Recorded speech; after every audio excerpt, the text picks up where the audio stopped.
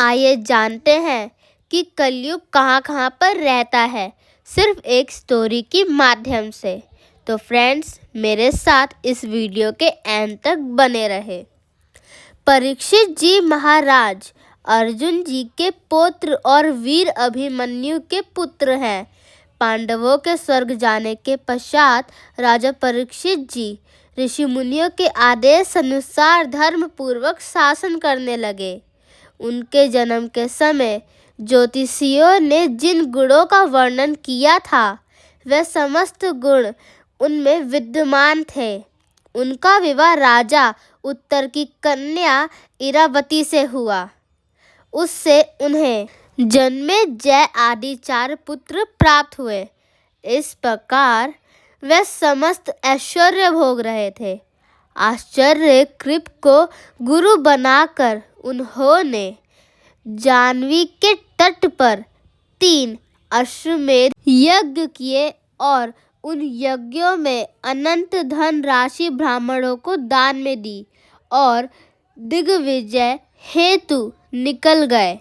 दिग्विजय करते हुए परीक्षित सरस्वती नदी के तट पर पहुँचे। वहाँ पर राजा ने एक बैल और गौ को पुरुष भाषा में बात करते हुए सुना। वो बैल केवल एक पैर पर खड़ा था, जबकि गाय की दशा जीर्ण शीर्ण थी और आँखों में आंसू थे। ये बैल साक्षात धर्म है और गौ धरती माता है। बैल केवल एक पाँव पर खड़ा है, जो सत्य है। बैल के 3 पाँव नहीं है। दया, तप और पवित्रता। बैल केवल एक पाँव पर खड़ा है। कलयुग में ना दया होगी, ना तप होगा, ना पवित्रता होगी, केवल सत्य होगा।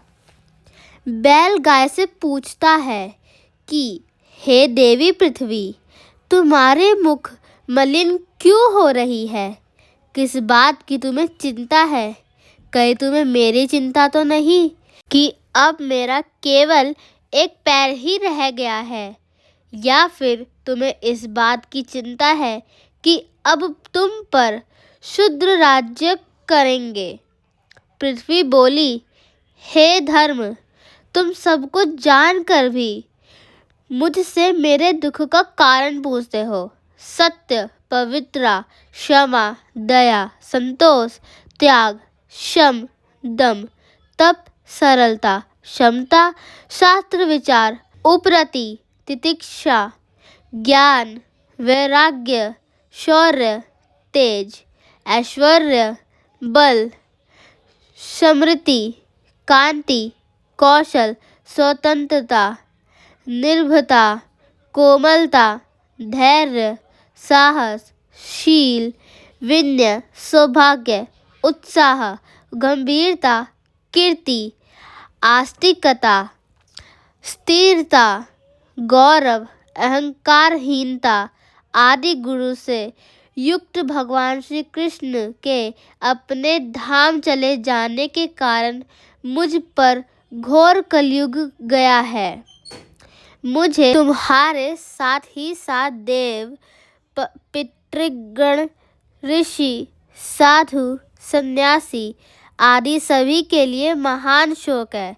भगवान श्री कृष्ण के जिन चरणों की सेवा लक्ष्मी जी करती है, उनमें कमल, वज्र, अंकुश, ध्वजा आदि के चिन्ह विराजमान है और वे ही चरण मुझे पर पड़ते हैं, जिससे मैं सौभाग्यवती थी। अब मेरा सौभाग्य समाप्त हो गया है। जब धर्म और पृथ्वी आपस में बात कर रहे थे, तभी एक काला काला व्यक्ति आया और गौ को लात मार दी। बोले और बैल को डंडे से मारा।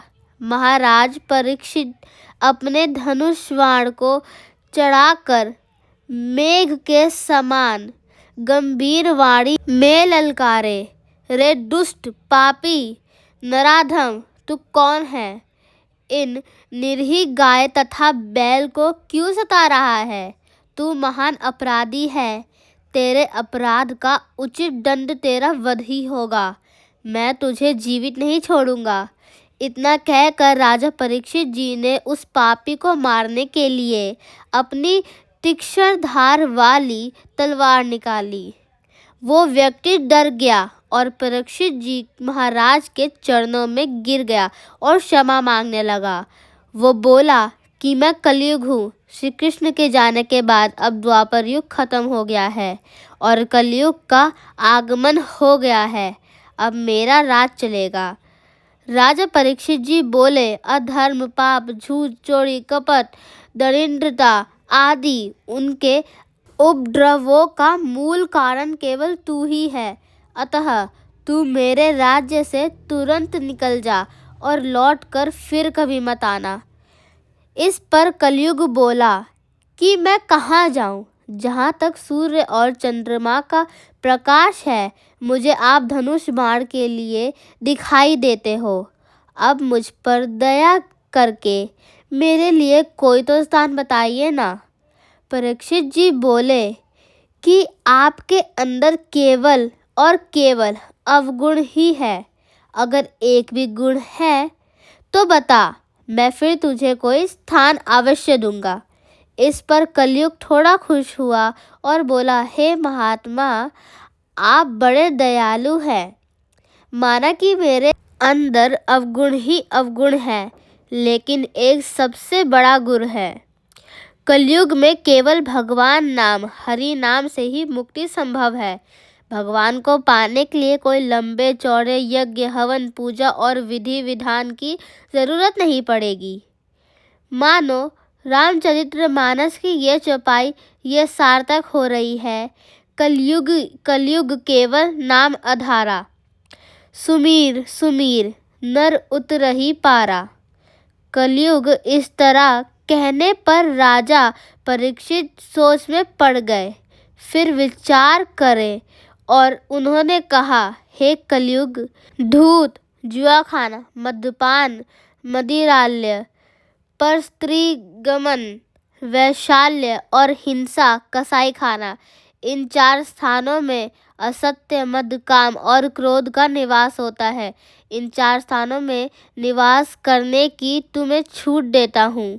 यदि व्यक्ति अपना भला चाहे तो इन चारों से दूर रहना चाहिए। कलयुग ने राजा का बहुत धन्यवाद किया और बोले, हे राजन, आपने चारों स्थान अपनी मर्जी से दिए हैं। एक स्थान में भी आपसे मांगता हूँ, आप देने की कृपा करें। कृपा करके मुझे स्वर्ण यानी कि सोने में भी स्थान दे दे। तब परीक्षित जी महाराज ने उसे सोने में भी स्थान दे दिया।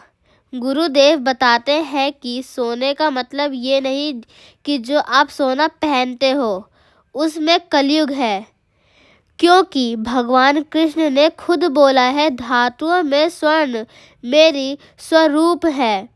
कहने का मतलब ये है कि जो भी पैसा अनीति से, गलत तरीके से, हिंसा से आए और उससे सोना लिया जाए, उसमें कलयुग का वास है। कलयुग को वचन देकर जब राजा परीक्षित अपने महल में लौटे तो अचानक अपने कोषागार में चले गए, जहाँ एक संदूक देखकर ठिठक गए। संदूक खोला तो उसमें चमकता हुआ एक सोने का मुकुट देखा। अगर आपको मेरी वीडियोस अच्छी लगती है तो मेरे इस चैनल को सब्सक्राइब कर ले। इतना सुंदर मुकुट देखकर राजा की आंखें चुंदिया गई और उस मुकुट को सिर पर धारण किया। मुकुट राजा परीक्षित ने अपने सिर पर धारण किया। वह मुकुट पांडव जरासंध को मार कर लाए थे और कोषागार में जमा कर दिया। किसी भी पांडव ने उसे धारण नहीं किया। कलयुग के प्रभाव से ही राजा परीक्षित ने मुकुट सिर पर धारण किया, क्योंकि सोने में कलयुग को स्थान दे दिया। इस कारण राजा परीक्षित की बुद्धि फिर गई और आज ये 45 वर्ष के हुए तो इनका मन शिकार करने के लिए कहता है। परीक्षित जी महाराज ने अपने धनुष बाण उठाए और वन में शिकार करने के लिए चले गए। आज तक इन्होंने कभी भी आखेट यानी कि शिकार का नहीं सोचा, पर आज मन हुआ है। वन में शिकार करते करते बहुत आगे निकल गए। इनका सैनिक समुदाय काफ़ी पीछे रह गया। काफ़ी आगे जाने के बाद इन्हें प्यास लगी है। थोड़ी दूर पर इन्हें एक कुटिया दिखाई दी, जिसमें एक संत समीक ऋषि जी आंखें बंद करके भगवान का ध्यान कर रहे थे। इसने सोचा कि ये संत ढोंग कर रहा है, नाटक कर रहा है। इसने संत से पानी मांगा, लेकिन संत की समाधि सच्ची थी। जब संत ने इसे पानी नहीं दिया, इसे गुस्सा आया। वहाँ एक मारा हुआ सर्प पड़ा हुआ था। वो सर्प उठाया और संत के गले में डाल दिया। इस तरह इन्होंने संत का अपमान किया। अपने महल में चले गए। समीक ऋषि तो ध्यान में लीन थे। उन्हें ज्ञात ही नहीं हो पाया कि उनके साथ राजा ने क्या किया है। लेकिन उनके पुत्र रंगी ऋषि को जब इस बात का पता चला, तो उन्होंने राजा परीक्षित पर बहुत क्रोध आया। रंगी ऋषि ने सोचा कि यदि यह राजा जीवित रहेगा तो इसी प्रकार ब्राह्मणों का अपमान करता रहेगा। इस प्रकार विचार करके उस ऋषि कुमार ने कमंडल से अपनी अंजुली में जल लेकर तथा उसे मंत्रों से अभिमंत्रित करके राजा परीक्षित को यह श्राप दे दिया कि जो तुझे आज से 7वें दिन तक सर्प डसेगा। दारी नाग ऋषि कंठ में नर्प ने किन्हो पाप होनहार होकर हेतु रंगी दिन हो शाप। जब समीक ऋषि समाधि से उठे तो उनके पुत्र रंगी ने सभी बातें अपने पिता को बताई। ऋषि बोले कि बेटा, तूने ये अच्छा नहीं किया।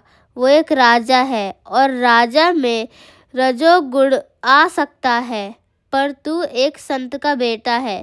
तेरे अंदर क्रोध क्यों आया जो तूने श्राप दे दिया? कलयुग के प्रभाव के कारण उस राजा को क्रोध आ गया और उसने सर्प डाल दिया। राजा ने जानबूझकर नहीं किया है। संत बोले, बेटा, अब तो श्राप वापस हो नहीं सकता। तुम राजा के पास जाओ और इस बात की खबर दे दो कि 7वें दिन तुम्हारी मृत्यु हो जाएगी। ऋषि समीक को अपने पुत्र के इस अपराध के कारण अत्यंत पश्चाताप होने लगा। जब परीक्षित महाराज अपने महल में पहुंचे और वो सोने का मुकुट उतारा तो कलयुग का प्रभाव समाप्त हो गया। अब परीक्षित जी महाराज सोच रहे हैं, मैंने क्या कर दिया? एक संत के, ब्राह्मण के, ऋषि के गले में सर्प डाल दिया। मैंने तो महापाप कर दिया। मुझे बहुत ज़्यादा ही दुख हो रहा है। उसी समय ऋषि समीक का भेजा हुआ एक गौरमुख नाम के शिष्य ने आकर उन्हें बताया कि ऋषि कुमार ने आपको श्राप दिया है कि आज से 7वें दिन तक सर्प आपको डस लेगा। राजा परीक्षित जी ने शिष्य को प्रसन्नतापूर्वक आसन दिया और बोले, ऋषि कुमार ने श्राप देकर मुझ पर बहुत बड़ा उपकार किया है। मेरी भी यही इच्छा है कि मुझे जैसे पापी को मेरे पाप से लिए दंड मिलना चाहिए। आप ऋषि कुमार को मेरा यह संदेश पहुंचा दीजिए कि मैं उनके इस कृपा के लिए उनका अत्यंत आभारी हूँ। उस शिष्य का यथोचित सम्मान करके और क्षमा याचना करके राजा परीक्षित ने विदा किया। अब परीक्षित जी महाराज ने तुरंत अपने पुत्र जन्मेजय आदि को बुलाया और राजकाज का भार उनका सौंप दिया और खुद सब कुछ छोड़कर केवल एक लंगोटी में निकल गए और संकल्प ले लिया कि अब ये जीवन भगवान की भक्ति में ही बीतेगा। अब तक मैंने भगवान को याद नहीं किया, लेकिन अब और इस संसार में नहीं रहना है। वैराग्य हो गया। परीक्षित जी महाराज गंगा नदी के तट पर पहुँचे, जहाँ पर अत्रि, वशिष्ठ, चैवन, अरिष्टनेमि, शार्दूल, पराशर, अंगिरा, भृगु, परशुराम, विश्वामित्र, इंद्रमद, उत्थय, मधोतिथि, देवल, मैत्रेय, पिपलाद, गौतम, भारद्वाज और कंडव, अगस्त्य, नारद, वेदव्यास आदि ऋषि, महर्षि और देव ऋषि अपने शिष्य के साथ पहले से ही बैठे हैं। राजा परीक्षित ने उन सभी का यथोचित समयानुकूल सत्कार करके उन्हें आसन दिया, उन्हें उनके चरणों की वंदना की और कहा, ये मेरा परम सौभाग्य है कि आप जैसे देवता तुल्य ऋषियों के दर्शन प्राप्त हुए। मैंने सत्ता के मद में चूर होकर परम तेजस्वी ब्राह्मण के प्रति अपराध किया है, फिर भी आप लोगों ने मुझे दर्शन देने के लिए यहाँ तक आने का कष्ट किया। यह आप लोगों की महानता है। मेरी इच्छा है कि मैं अपने जीवन के शेष 7 दिनों का सदुपयोग ज्ञान प्राप्ति और भक्ति